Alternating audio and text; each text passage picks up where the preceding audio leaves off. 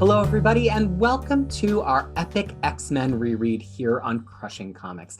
I'm joined here by Tyler and Fariha. Tyler and I have read these epic X-Men issues. We're back in the middle of the Claremont run. We've read them before, but Fariha has not. So we are experiencing them all over again along with Fariha. And today our reading was Uncanny X-Men 120 and 121, as well as the modifications to those in Classic X-Men and the Classic X-Men stories in Classic X-Men 25 and 26, plus a story from Iron Fist and Power Man 57 fits in here, and we'll just comment on that one briefly.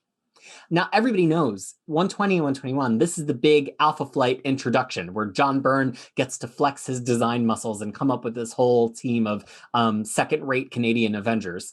And so I just thought that before we get into that, we could talk about a little bit about national pride, right? Because they're much more of a national team than the Avengers. And all three of us have switched nations at least once, including Fariha, who's actually been in Canada and then in the United States. So I wanted to start out this little round of personal discussion with, do you all know the national anthem of your countries? Fariha, do you know the Canada national anthem? I know parts of it. Like, could you hum it? Could you hum it under duress? No. I mean, no. If someone holds the gun to my head and they're like, you have to sing the national anthem or else, I mean, I'll be like, no, just... Yeah, no. I mean, I know the first line. I think everyone knows the first line. Like, oh, Canada. Like, that's when it starts. But no, I don't know it. Is it because in the States, you hear the Star Spangled Banner all the darn time, right? Like, right. Tyler, do you feel like you generally know the Star Spangled Banner? I know the tune, but I don't know the words. Like, I don't really listen to the words. And you know how I know about the Star Spangled Banner, though? It's like because you have to do it. No, I mean, I've never been in like outdoor places where I have to do it, but I think it's because of the Batman movie, the third one, that was in the trailer, and I watched the trailer again and again. I remember. So I remember it from there. But sadly, I forgot Bangladeshi national anthem because, we used to sing it before every day before school starts. And now I'm like... Yeah. I know the tune of it, but I think a lot of the words I've forgotten. And I'm like, oh, damn. So what about you, Peter? Do you know the New Zealand one? That is a funny question because there are two anthems in New Zealand. There's like the official New Zealand anthem, which is God Defend New Zealand. And I have never heard that. And also they do God Save the Queen here, but there is a Maori language song that they also sing in kind of lieu of the national anthem in many settings. And when I was in the government service, we would sing that at the beginning of like big meetings because they've really integrated a lot of Maori culture into especially government because they want to kind of lead by example. So people, give pepeha at the beginning, which is an introduction of yourself and your place in Maori. And people will give some like statements in Maori to open a meeting.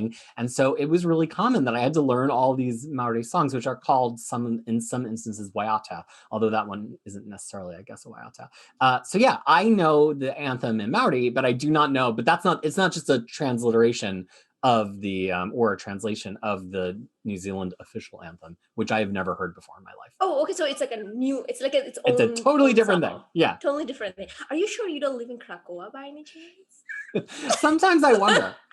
Some of the things you sometimes say, we're like, just live in Krakoa. I know. So, okay. Well, that's interesting. Something I learned today. I didn't know this. Yeah. So I think that was, and the other thing that I want to ask about national identity before you dig in here is the flag, right? Mm-hmm. So in America, everything is stars and stripes. Every child knows what the flag like. I assume you know, both of you, what the American flag looks like. Yeah, I know. But like, was it like that in Canada with the Canadian flag for you? Well, I think so. I mean, like there is flags flying, but it's not something I saw people putting in their underwear, even though it actually makes a better looking underwear.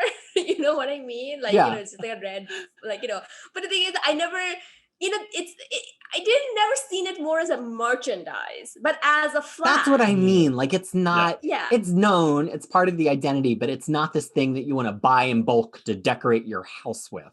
Right. Oh, I'm just trying to see. My flag is actually right there. The one that I was given to when I got my national, my citizenship. I still kept it, and I have one for Bangladesh, one for America, and one for Canada, all in that Huh, displayed. there you go. So I'm like, I'm citizen of the world. And what is it like in Singapore with the flag? Like, is that a thing in Singapore, Tyler? I mean, we hang it like during National Day, which is our Independence Day, and like you just hang it out of your windows. I mean, not everybody does that, but some Yeah. people do. Like there was, I think when I was younger, there was a one big push for for people to do it, to show to display the pa- patriotism, and at that time a lot of people did it, and then after that some people did it, some people didn't, and things like that. Yeah, I mean, is I actually have a note here that says that talk about this, because I was it was about patriotism, and I I never thought that I am a patriot. A patriot. I mean, I never felt that I'm like, oh, you know, um, I'm very proud of Singapore and things like that. Until recently, Hmm. so Why's until that? the COVID situation hit, and then there was this whole thing about how Singapore is pretty strict with the stay-at-home measures, and then I think a news broke that some expats were like breaking the laws. They were like, oh, because you're not supposed to have gathering more Mhm. than X number of people, I think, in a certain phase, and there were this like expats. They were like openly flaunting it. They were like having a picnic in a park, and like more than the number of people allowed, and they took pictures, posted on social media, which which was a little bit of an uproar at home. Mm. And then from some people in in a particular Singapore uh chat group was like, oh, look at how Singaporeans treat the expats. Like, they treat them like with such disrespect and things like that. And I was thinking to myself, I was like, no, the expats were treating Singapore with Right. disrespect. In that Mhm. I mean, instance. yeah, you're not you and that was when I was like, I was really upset, and I was like, huh. I mean, I surprised myself by being upset, because I was like, oh, I did not know that I feel so strongly about Singapore until something like that happened. And that's why I was like, oh, that I mean, that was the thing that sort of like surprised me. Interesting.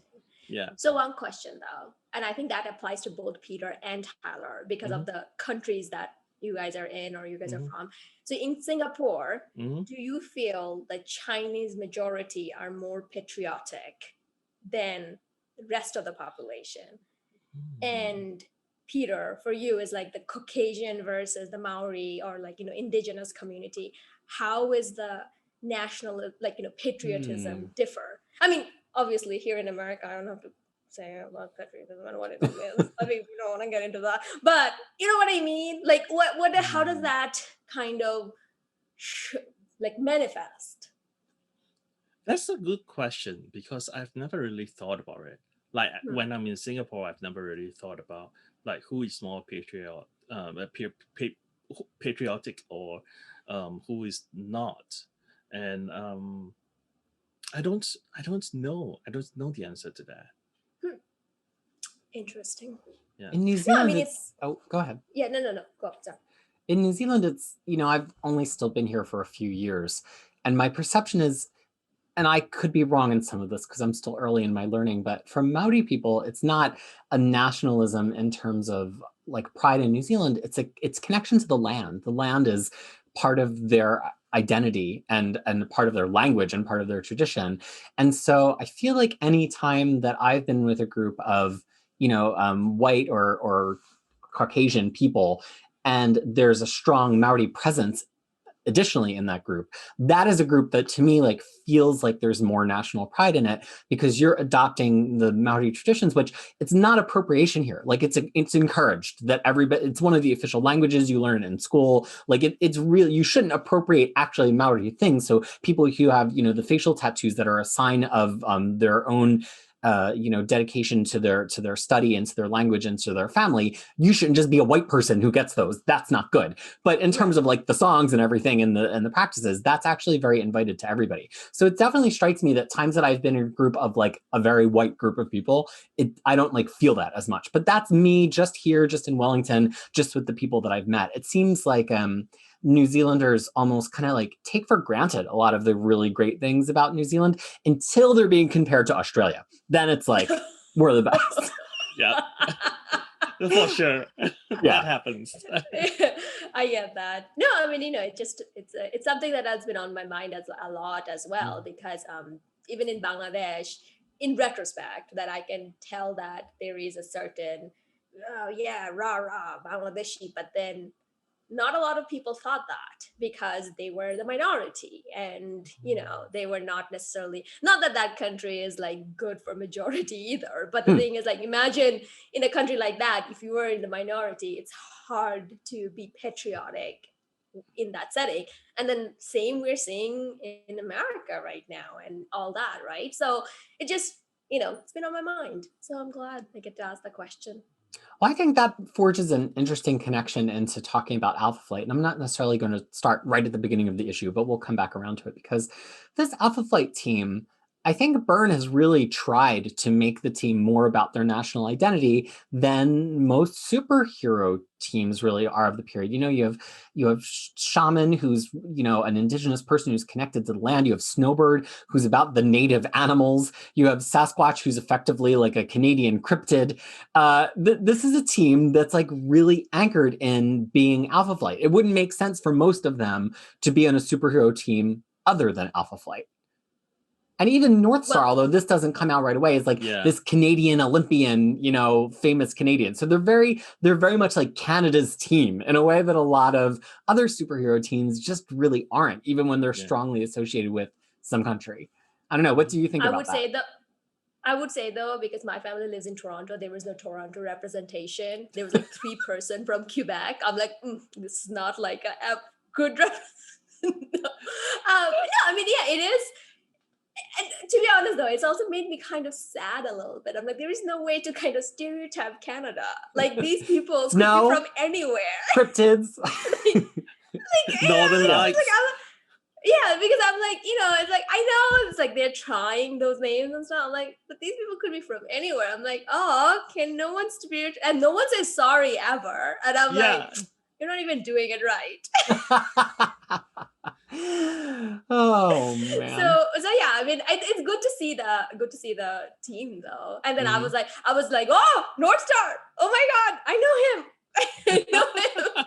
So I was mostly focusing on that. Yeah, we didn't do our disclaimer up front, but we can't help but do a little bit of commentary on House of X, Powers of X, and the situation that came after. But we're not going to explicitly spoil anything from that status quo, especially with these 2 issues. There's no reason to. So light spoilers about people who appear in the current X-Men status quo. That's as deep as we'll get in this episode. Right. Tyler, what were you going to say? Oh no, I was going to say that, like, I have a note here that say, "Oh, Fariha, do you know who those 2 characters in the black and white costumes are?" Yeah. Yeah, I was like, now you know. Now you know. I knew it. And then also, Sasquatch is actually a professor for the university that I graduated from. So McGill University. I actually graduated. I got my bachelor's and my master's from McGill University. I'm like, I know that. And I could actually imagine, because I know the physics lab that they're talking about, or the biophysics lab that they're talking about. I passed by that.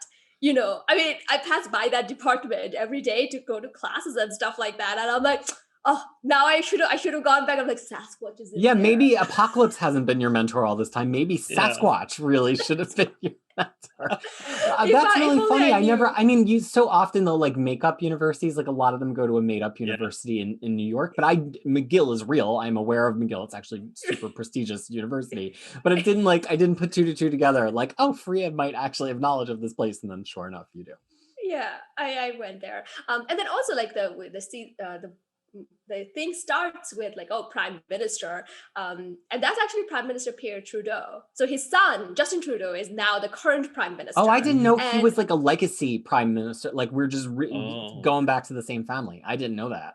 no, it's that family is they're like, Oh, I hate when they're families loaded. like are, Oh, substitute royals. did you in see politics. how pretty he is?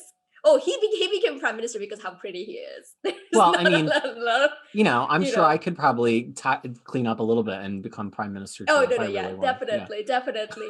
But yeah, so the thing is like the Montreal airport is named after him. So I actually kind of looked up that which month this issue came out and whether he was a president. And sure enough, and it's the same hairline. Like so that he was kind of his hair was like, I sent the pictures in the group chat as well. It's him, and I was like, OMG, that's Pierre Trudeau, you guys.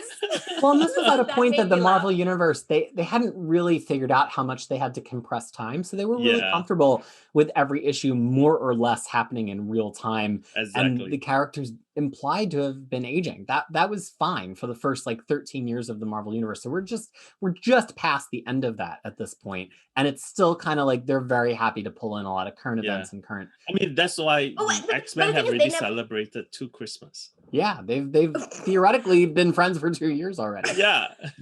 But the thing is, they never tell his name, so you don't actually have to even say that whether that's the prime minister name. They just call him prime minister. But so Oh. it's like a good Easter egg, that is like I'm like, I know that. See, this is Byrne. This is real Canadian representation in comics. Byrne knows all the Yes. Canadian in-jokes for Fariha. So Wait, let's. is that in the actual comics itself or in the classic I X-Men? think it's in the classic edition. revision. Yeah, so Prime, that Minister's, was in Prime actual Minister's comics. scene. It's in the classic, isn't it? No, it's in the actual one. It's in the Really? first page. Yeah. Oh yeah, Yes. when he's like being given his mission, Oh, Yeah, and then they yeah. expand on it. in the Okay. classic. Now I Yeah. know. What you mean. Yeah, it was like he said like, oh, prime minister. So then I looked up. I'm like, you look Oh. familiar. And then if you look up Pierre Trudeau, it's the same thing. Got it. But then so I actually sent the page to my friends and my sisters. I'm like, hey, look, representation, But then my friend is like, they spelled Ottawa wrong. But my friend is like, they spelled Ottawa wrong. I'm like, Tyler, is that you? Stop talking. It is actually spelled wrong in here. It says Ottawa. It's actually with an A. Well, let's now kind of start from that scene. Now that we've talked a little bit about the setup of Canada, Canada. So the X-Men have wrapped up in Japan. They wave goodbye. Wolverine gives a chrysanthemum to Mariko to show that he's sensitive, and tells her his real name. And then they get on. But what about Jean? Forget it. What about nobody cares anymore? She's gone. Nobody forget it. I'm gonna ask that question twice Yeah. in this issue. I was reading this. I was shouting at the book. I was like, "What about Jean? Like you're 6 pining issues. after That's Jean. the You're that's how pining long after Jean." that's how long you got to keep this flame alive, and then you Yeah. move on. That's how it works in Marvel Comics. You get one arc. So so they all board this plane to finally go back to America, and I just find this plot so funny. Alpha Flight's big plan is they're just going to create this polar vortex and keep the plane in the center of the polar vortex long enough to guide the plane to Canada. And this is how they're going to finally retrieve Wolverine, which Storm at the end of the story has a lot of commentary on, because she's like, you are wrecking the whole environment Mhm. just to achieve your goal here. You're not really thinking about this systemically. And then the final thing I'll say, and then turn it over to you to talk about this early part of the issue, is I think it's really interesting in the plane how we finally make it really clear who the senior team is at this point under Claremont and Byrne's pen. Cyclops walks up, goes to the cockpit, something's wrong. He's like, Storm walks in, she's like, the weather's weird. And then Wolverine's like, I was up, and so, and you really get, or actually the Cyclops even call for him. He's like, go. Oh, she says, Wolverine's here, Scott. Wolverine's here, yeah. And you really get the sense that these are the adults, even though Yeah. Banshee is older, that like Claremont and Byrne have decided that Cyclops, Storm, and Wolverine are in charge. Yeah. Yeah. So what And did then you all look- think of this initial sequence before we get into the actual conflict? I mean, look how short Wolverine is. Yes. Appropriately short. He comes up to, Yeah. to Jean's It's chin. like His hair takes him up to the chin. Aurora's chin. Yeah. Or no, I was like you were talking about like, oh, what about Jean? I was thinking of what about Jean, because Cyclops, the Colin is in Cyclops' arms. But here's the thing: Cyclops knows Jean is dead. Colin knows she's alive. I know. So And it that- still hasn't come up, not once. Not a single time. once. Not a single time it has come up. And then she's just like taking you to the side. I'm like, you homewrecker. Well, But- to be fair, they are just dating. They're not even not married dating. yet. They're just snuggling on a plane. No, Okay. no. I mean, Jean and Scott. Is Oh, just dating. Jean and Cyclops. Yeah, they were dating. They were not engaged. They are not married or anything yet. But so- Colleen and So- Cyclops are just at the snuggling stage. Oh, I think this is where, anyway, I don't want to I know say what it. you mean. But the thing is, I was like, oh God. But the thing is, like, I also kind of looked at the interior of the plane, where it's like the rest of them shows up, like the night crawler, Cyclops, and I'm like, it's just like this archways and stuff like it. I don't know. Maybe I'm flying in like poor people's plane or whatever, but I never seen a plane like that where there's like a rooms and everything. It's like a whole city within a plane. I'm like, oh, they're riding in style. I mean, it But- looks like Air Force One or something, where people have like individual bedrooms. Well, I guess there's like fancy flights, Yeah, but- it's like it's Hogarth's. It's Yeah, Hogarth's and- plane. Yeah, right. and It's his then- personal then- jet. Yeah. Then it's like, oh, it's Jaren Hogarth's plane. I'm Yeah. like, oh, Jessica Jones's lawyer? Yeah. That's what I thought. This I've read this issue so many times. This is First the time. first time that I recognize, oh, Hogarth is the lawyer of Daredevil, Jessica Jones. And I was like, not Daredevil, in Jessica Jones. And I was like, oh, okay. I never realized who that is, because I've never read any like what was that? He's in Fist. Iron Fist a lot. Yeah, I've not read any Iron Fist comics before, so not much actually, just a little bit here and there. So I did not recognize the name until this time. Well, and the other fun Right. thing to notice here is that it's an all-woman flight crew. And Tyler, why is that a fun little fact? Well, it's an homage to Claremont's mom, because Claremont's mom is a pilot. Yeah. Yeah. Ooh.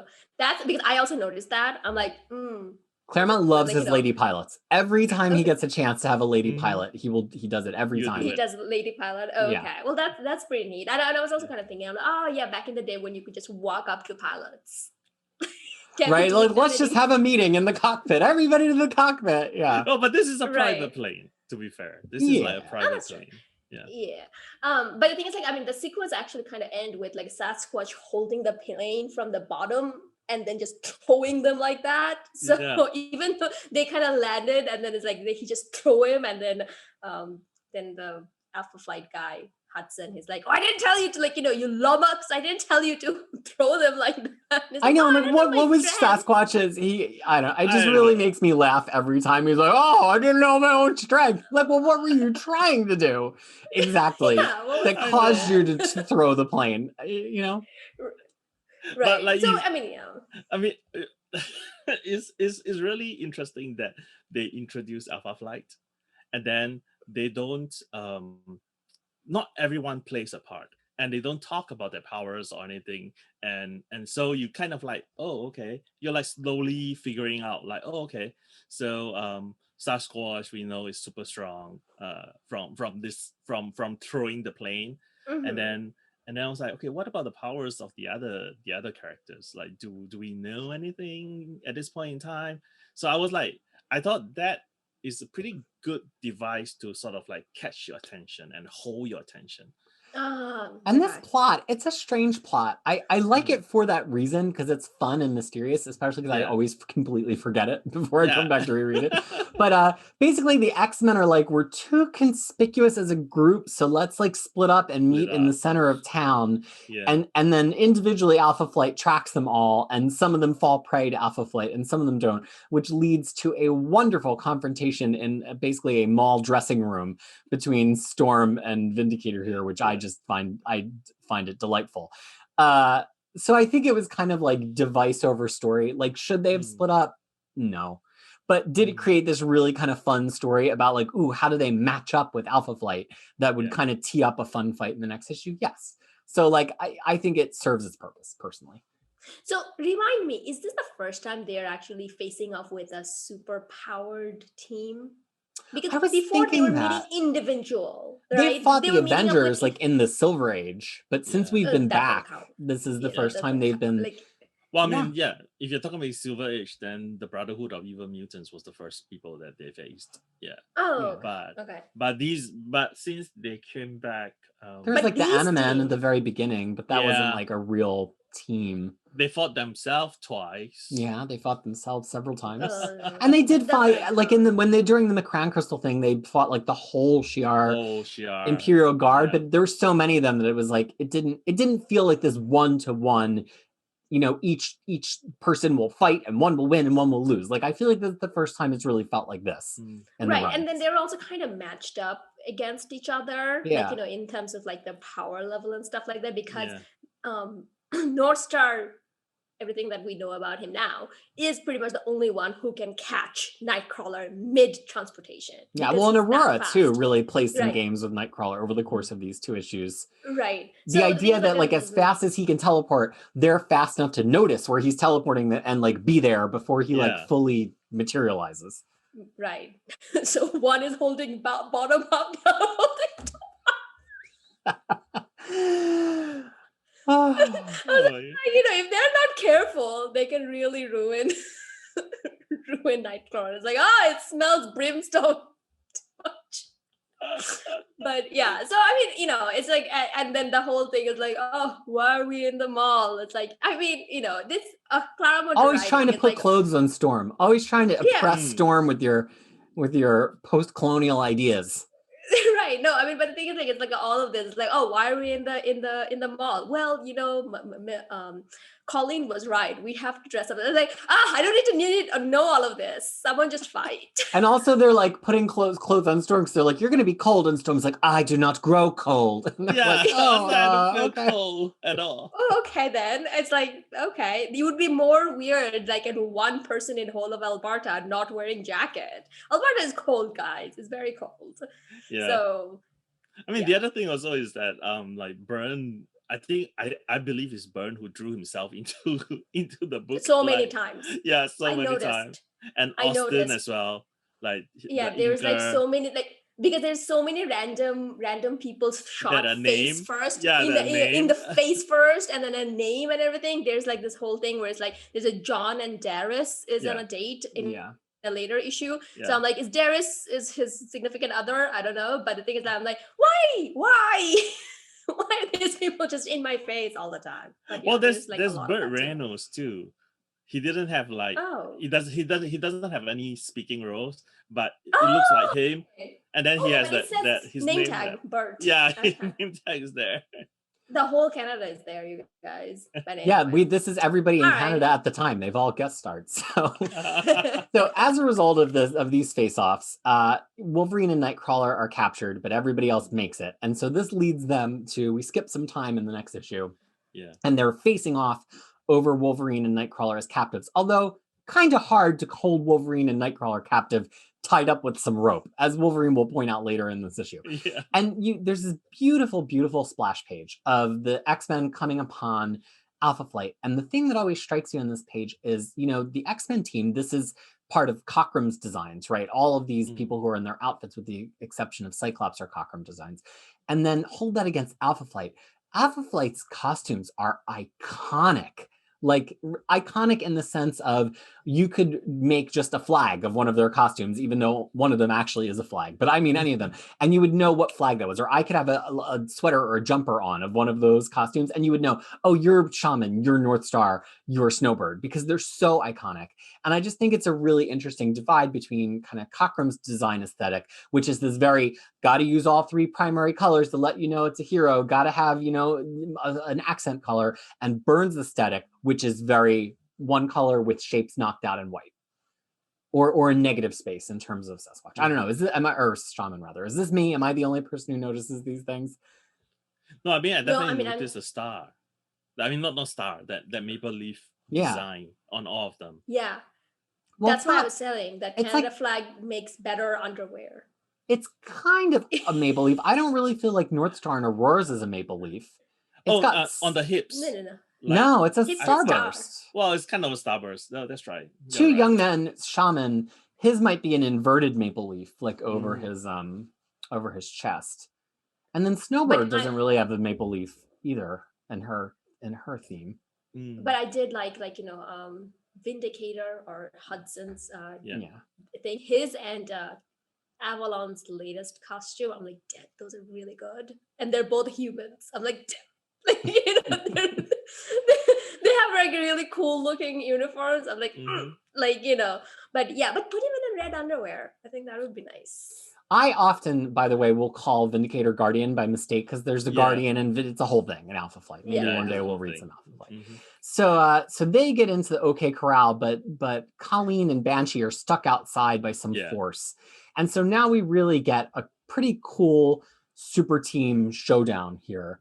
It's very attractive, and it feels to me a lot different than a lot of the fights we've seen so far because everybody's allowed to be competent. Like, they make mistakes, but no, it's not just like, you bonehead, you rushed in. Like, it's kind of like some people outmaneuver other people, Yeah, and all this training paid off. I kind of like the fact that Cyclops is the one that is a little bit rash here by smashing everything. And I was like, and then Colossus was the one who's like, shouldn't we be cautious? Shouldn't we be doing this? And he's the one who noticed the ambush attempt by Northstar.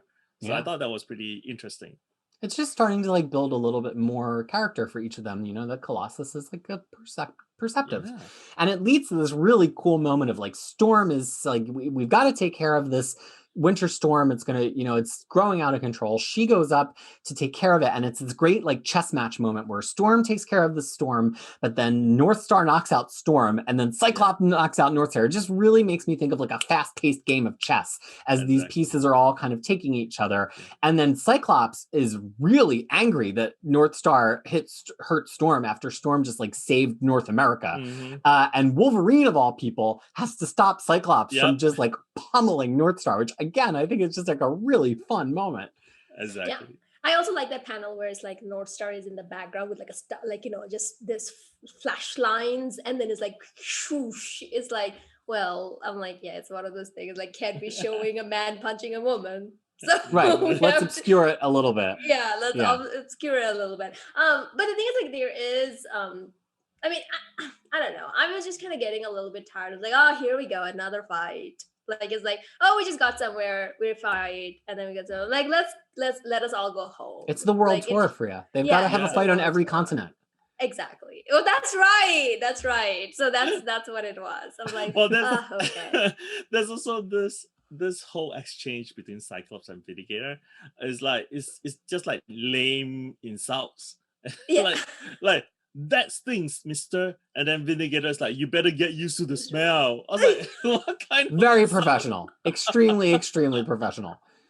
And it's funny thing, I think the more for me though, it just didn't work. I was ugh, more, because it's they exchange Wolverine. It's okay, I'm gonna go with you, just let them go. And then I was ooh, okay, it's setting up for a long-term thing that Wolverine will be gone and he'll be, oh no, he's back in the next page. He's back. Don't worry about it. Nothing can hold him. That always gets me every time. I'm like a baby who has no object permanence. I'm ooh, Wolverine left, and then he's back the next page. I'm they got me again. I always forget that's because it happens in the span of a panel. So, but then every time I read a panel, I'm ooh, plot development. Yeah, and then I was with my Rocks hat on, and I was well, I mean, because when we're doing Rocks reading, we don't know what happened, right? It's all up in the air. So I'm ooh, maybe Wolverine made a deal and came back. I'm maybe not.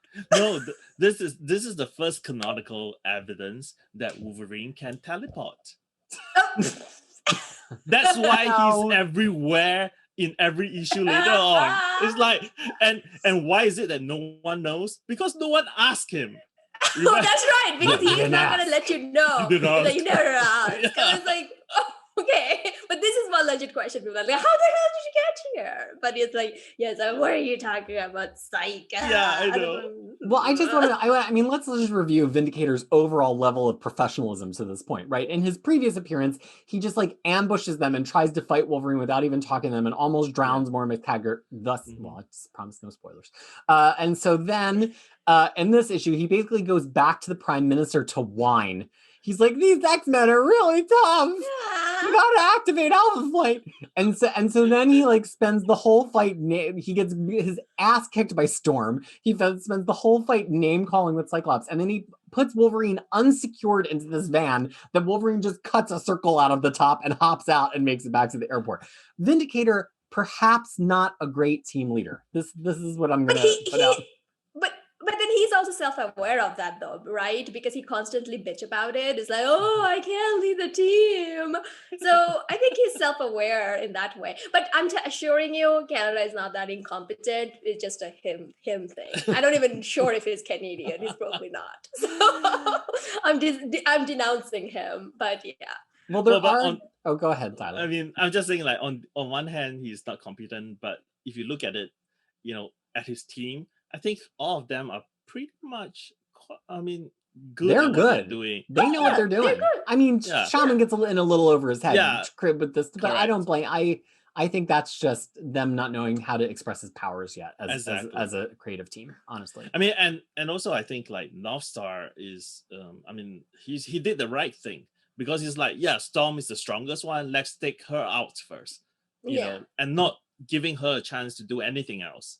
So I don't appreciate him sucker punching Storm, but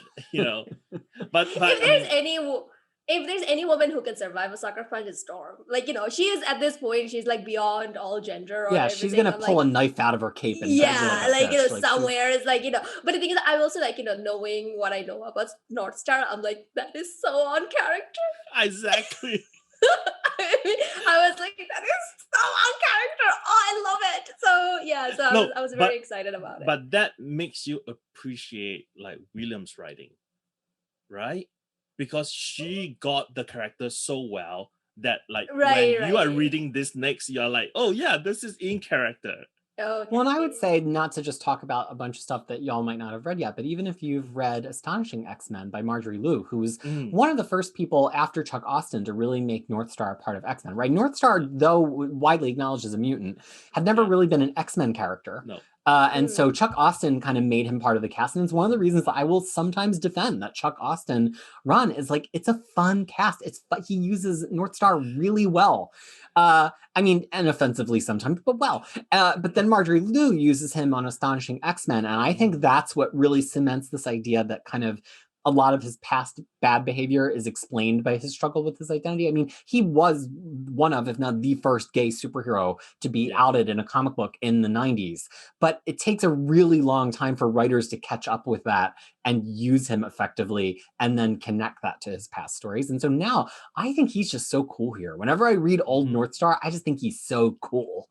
Right. Well, he's not as good looking though, because he's better looking now. Well, because John Byrne wanted him to be an elf. Yeah. Oh, okay. Ew. What? Yeah. What? He draws little. Do you notice his ears are pointy? Because like at the time, anyway, long story. Well, Marvel has elves. Like I have not read a lot of Alpha Flight, but if you want, you can read the Alpha Flight. Maybe Tyler and I can just challenge each other to read. Maybe we can just do one big episode that's like 24 issues of Alpha Flight at a time. I have all of it. I have the whole run in a short I have box. the omnibus, but I've not read a lot of them. Yeah. I'll be the tiebreaker. Yeah, I mean, Fariha's from Canada. This is her book. So yeah, this is my book. But does anyone feels like Claremont is slowly realizing that Storm is the one that he wants to write instead of Phoenix, right? I think Claremont has realized Storm is the one and Byrne has realized Wolverine is the one, and that's what that scene on the plane is. It's like, well, we need Cyclops, but here's Claremont walks in his character that he's using and Byrne walks in his character that he's using, and I think that's why that scene is so significant, because they both have like figured out the formula. Yeah. It's their what you call it, they're made for each other. Yeah. Well, so there's been a few revisions to this from Classic X-Men. We're getting towards the end of Classic X-Men actually making revisions. In fact, are these the final two? I think these are the final two issues that have revisions in Classic X-Men. From this point forward, Classic X-Men just straight up prints the issue with like minor art corrections. So in the classic reprint of 120, it starts out with a little bit more time for Vindicator to kind of Mm-hmm. explain his relationship to Wolverine. He actually brings up his wife Heather on the phone. And in the future, they'll be inserted a lot of material because they're the ones who find Wolverine Savage post-adamantium experiments and kind of take him in. So they do have a really long history with Wolverine that makes a lot more sense when you've read more of the material. And this is Claremont giving us a little bit of connective tissue for that. But we also get 2 pages of Jean and being very post-human, like, I don't need to eat anymore. And Mora, who thinks that Banshee is dead. And it's actually a pretty cool scene. And the lack of the Jean and Mora plot to me kind of sticks out a little bit in these 2 issues because we had been getting it in the issues previous. And then the revisions to 121, it's pretty straightforward. It's just like one chunk at the beginning where detaining the X-Men has created an international incident. This is the one time in the history of X-Men that governments have come to the defense of the X-Men. There's like Japan like storms in their delegate or ambassador or whatever, and he's like, "How dare you? They just saved our whole country." I know. And then the U.S. ambassador came in too. It's like they are trying to prevent a disaster, a weather disaster in North America. What are you trying to do? I mean, when I saw that, I'm like, how tiny, like short term their memory is. They forgot all about it, you know. Like with the new status quo, it's like, what? What do you mean you're gonna be doing that? Can't be doing that. Like, oh, remember that time? So yeah.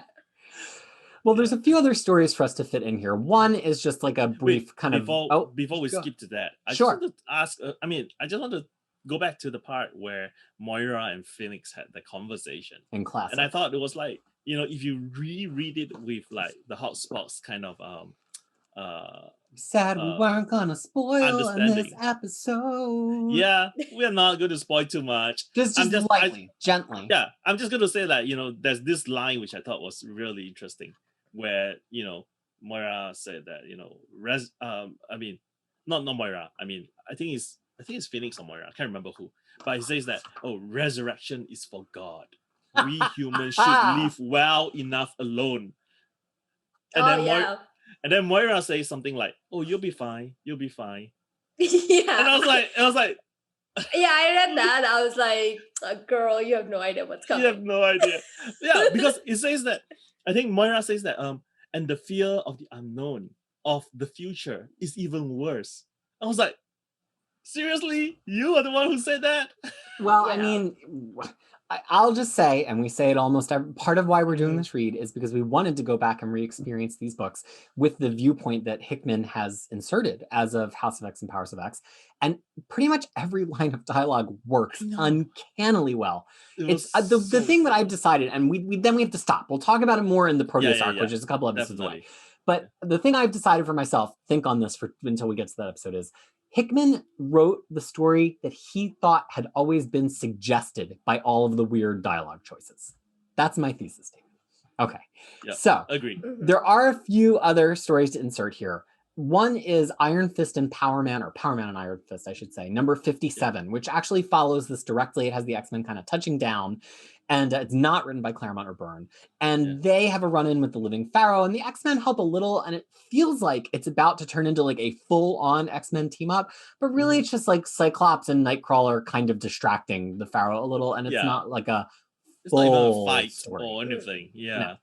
They didn't do anything significant. The X-Men didn't do much. No, they're there. It fits. It has a little bit of like Cyclops and Colleen, and then also Misty still not telling him that Jean is alive. But I know. that's really all there is to say for it. Yeah. What about Jean? That's what. We're almost there. So then classic X-Men 25 and 26, and actually 26 theoretically fits first, but we'll just talk about them in this order. So 25. Fariha, what did you think about this story? I find it a little confusing. This was the Wolverine in the snow story. Oh, okay. Like, I didn't quite. I mean, it's like one of those super like standard Wolverine story that every writer inserts in their run, and I'm like, oh, here it is. Here's the Claremont version of this. This, by the way, if you read that same story appears in Aaron's run. Every writer who ever wrote it, and I'm pretty sure Percy has written it. It's probably Wolverine 15 or something. Yeah. It's the same exact thing. It's like that's the thing, right? This is a story that would really fit right into the Black, White, and Blood anthology. It would, and and it'll be like a perfectly good story. But here's my and- question. What is he blowing up at the beginning? He's like, I took a side job Yeah. to kill. Like he blows up like a dormitory full of people. I don't I was know. really That- so- confused. So that's Yeah. one of the reasons I'm like, oh, is it? I actually genuinely thought in the omnibus that I'm reading, I'm like, oh, is it misprinted? It's probably coming after some other story that I haven't read. So that's one of the reasons I'm like, oh, and then I'm like, yeah, whatever, don't care. I mean, I have read the same Wolverine story so many times, I don't care Yeah. anymore. It's I'm something pretty sure about Laura also has a secrets. story like this. Something Laura, about like yeah. yeah, I'm pretty sure Laura has a story like that. Dakin has a story like it. Gabby will get a story like this. Like, you know, the same story. Every Wolverine will have that Yeah. story. And he's doing it like for Central. Like, who is Central? Yeah. No idea. I don't know. I was lost. Yeah. I mean, I don't know. Yeah. So anyway, Wolverine is tracked by Hunter, and because he's under duress from being tracked by the Hunter, he winds up killing a bear, and then he feels sad. It's a very Wolverine story. Mhm. So then we have Classic X-Men 26. By the way, that story was from the last 2 issues, that Classic X-Men backup, but it fits here because it's clearly they're in Canada. So then we have Classic issue 26, which is so strange. Wolverine and Banshee are hanging out at the bar. They're back to the mansion at this point. And they're reminiscing about a pair of missions that they went on that actually converged, and they were in the same place at the same time many years ago. Fariha, what did you think about this one? A fine story. I mean, you know, it took me a while to realize that they were in the same bar. I'm like, oh, that's great. But it's the final panel that was made it all worth it. Like, you know, when they all laugh at Cyclops. So I'm like, it's a good fun time, boys' nights out, you know. And then so it was fun. Like, I mean, something that I want more in the main stories, to be honest, rather than every time we just, you know, get somewhere and we fight. It's like, so I thought that was pretty nice. What did you think, Tyler? I mean, this is not written by Claremont. No, it's not. Oh, who wrote it? This is written by the lateral, like Tom Orzechowski. Oh, okay. Yeah. It's a nice. So, and the arts by John Bolton, I thought was like, it's a very different Bolton in the flashback sequences because it looks really cartoony. Whereas, right, and so I think it will also kind of helps with the fact that these are all flashbacks. Like, you know, these are flashbacks, and I was kind of hoping that the art style was actually, it was 2 different artists for each of the different point of view. That would have been really cool, but I think it's serviceable. Like, it still like works in a way. But it's just like it took me a while to realize that it's actually the same. You know, I wish that it was kind of like, oh my god, that was you, like, you know, something like that. I think that would have brought it home faster, but like, or better. But you know. Yeah, I think if you're a big Banshee fan and you like the idea that Banshee like had this life before X-Men, that's who it's for. I don't think it's like that great as a Wolverine story. It feels like if you're like a #1 Banshee fan, read this. And we would like to know who you are. Yes, please let us know. There are people who like Banshee. Like, who are you? Who are you? Everybody's somebody's favorite. True. That's why X-Men has so many fans. Yes.